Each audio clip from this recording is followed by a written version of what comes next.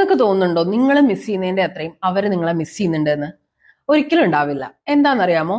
നിങ്ങൾ അയാളെ മിസ് ചെയ്യുന്നത് അയാൾ നിങ്ങൾക്ക് അവൈലബിൾ അല്ലാത്തതുകൊണ്ടാണ്. അയാൾ നിങ്ങൾക്ക് അവൈലബിൾ അല്ലാത്തത് എന്തുകൊണ്ടാണെന്ന് അറിയാമോ? He's working on himself, his life, his priorities. അതേസമയം നിങ്ങൾ എന്താ ചെയ്യുന്നത്? ഈമോ സോങ്സും കേട്ട് ഒരുപാട് മിസ് ചെയ്ത് അവർ നിങ്ങളെ ഇഷ്ടപ്പെടുന്നുണ്ടോ ഇല്ലയോ എന്ന് വറി ചെയ്ത് കൂടുതൽ കൂടുതൽ അവരെ നിങ്ങളിൽ നിന്ന് അകറ്റുകയാണ് അല്ലെ? അപ്പോൾ ശരിക്കും നമ്മൾ എന്താണ് ചെയ്യേണ്ടത്? We should focus on our self. നമ്മുടെ ഫസ്റ്റ് പ്രയോറിറ്റി, നമ്മുടെ ഫസ്റ്റ് ലവ് എപ്പോഴും നമ്മൾ തന്നെ ആയിരിക്കണം. അങ്ങനെയാണെങ്കിൽ മാത്രമേ ആളുകൾ നമ്മുടെ അടുത്തേക്ക് അട്രാക്റ്റഡ് ആവുള്ളൂ.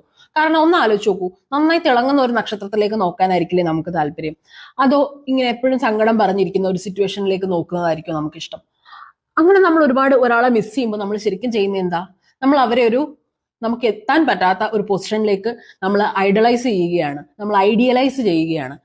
അപ്പോ നമ്മുടെ റീച്ചിന് അപ്പുറത്തേക്കാവും അവര്. നമ്മൾ നമ്മുടെ ജീവിതത്തിലെ സൈഡ് ക്യാരക്ടർ ആവും. അത് പാടില്ല. നമ്മൾ എപ്പോഴും നമ്മുടെ ലൈഫിലെ മെയിൻ ക്യാരക്ടർ ആയിരിക്കണം.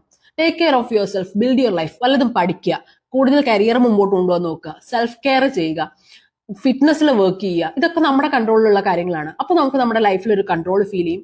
അങ്ങനെ കൺട്രോൾ ഫീൽ ചെയ്യുന്ന ഒരാള് പുറത്തേക്ക് വിടുന്ന ഒരു എനർജി ഉണ്ട്.